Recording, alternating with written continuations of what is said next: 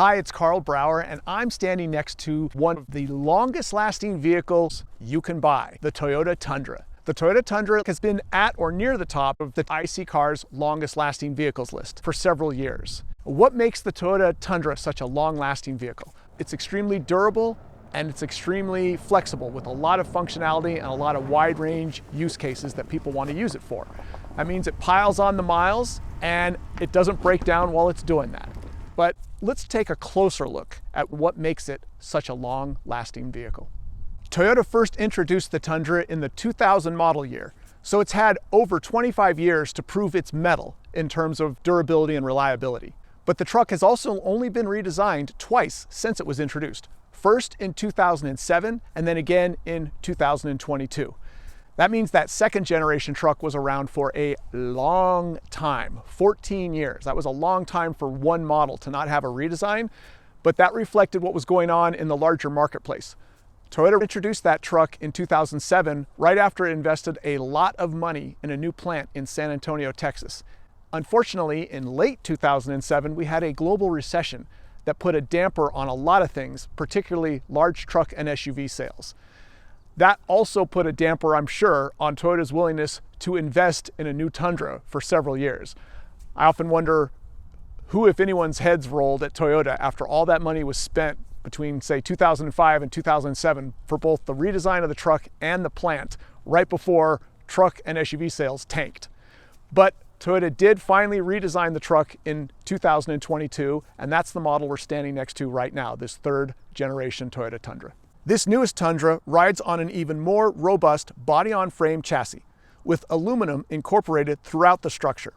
The former V8 engines were dropped for the current generation Tundra, replaced by a turbocharged 3.4-liter V6 that offers either 348 horsepower and 405 pound-feet of torque in the entry-level SR trim, or 389 horsepower and 479 pound-feet of torque in the SR5 and higher trims. The most powerful drivetrain, a 437 horsepower, 583 pound-foot of torque hybrid option, is available on the Limited or Platinum trims and standard on the TRD Pro. A 10-speed automatic is the universal transmission on all Tundras, and depending on the configuration, the truck can tow up to 12,000 pounds or haul up to 1,940 pounds in its standard composite bed that comes in either 5.5, 6.5, or 8-foot lengths.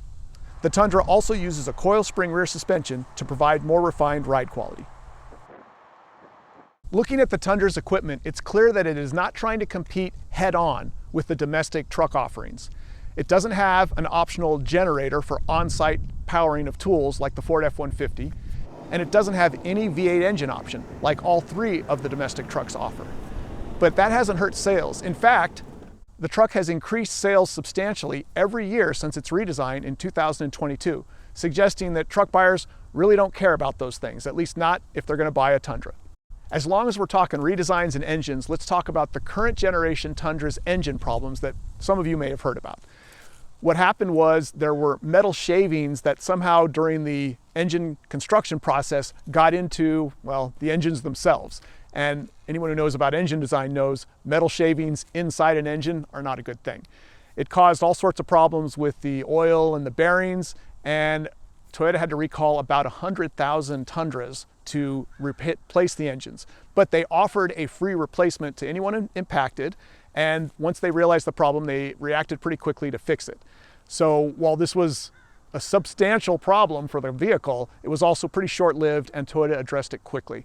I don't see that kind of isolated time frame of engine problems impacting this truck's overall longest lasting status. On this particular 2025 Toyota Tundra I'm standing next to, this is an SR5 with the TRD Rally package, which is pretty cool. So the SR5 trim is just one up from the base SR trim, and it comes with the non-hybrid iForce V6 turbocharged engine under the hood here.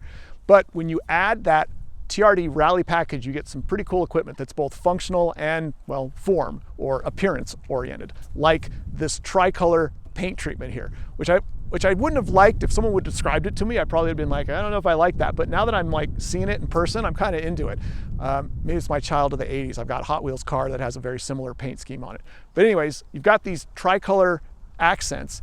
Those are just purely for looks or style. But then you've got functional upgrades like 18-inch wheels, all-terrain tires, Bilstein shocks, these mud guards, and then underneath the truck, you've got skid pads, and you've actually even got a locking rear differential in the back, electronically locking rear differential. That TRD Rally package includes some interior upgrades as well.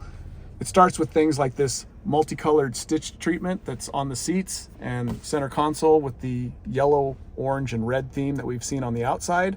But you also get some cool functional things like a TRD red start button, leather wrapped steering wheel and shift knob with the traditional TRD red stripe in that, of course. And then the functional improvements that you get, including the multi-terrain select modes and the downhill assist crawl control. Of course, you've got this to twist for your different driving modes, and your 2 high, 4 high, and 4 low control for off-roading. And then you've got dual zone automatic climate control, a larger central touchscreen display, which looks really nice, I think. And last but not least, one more treatment of the TRD Rally theme, yellow, orange, and red, right there above the embossed Tundra on the dash. So there you have it, a stout body-on-frame design made even stouter in this latest generation of Toyota Tundra. A history of producing high-quality V8 and more recently V6 engines, and traditional, well, Toyota build quality. When you look at the longest lasting list, you always see body-on-frame vehicles toward the top, you see trucks toward the top, and you see Toyotas toward the top. Guess what? The Tundra is all 3 of those wrapped in a single vehicle, and surprise, it's the longest lasting truck you can buy. We don't know if it'll be at the top next year, but it probably will be.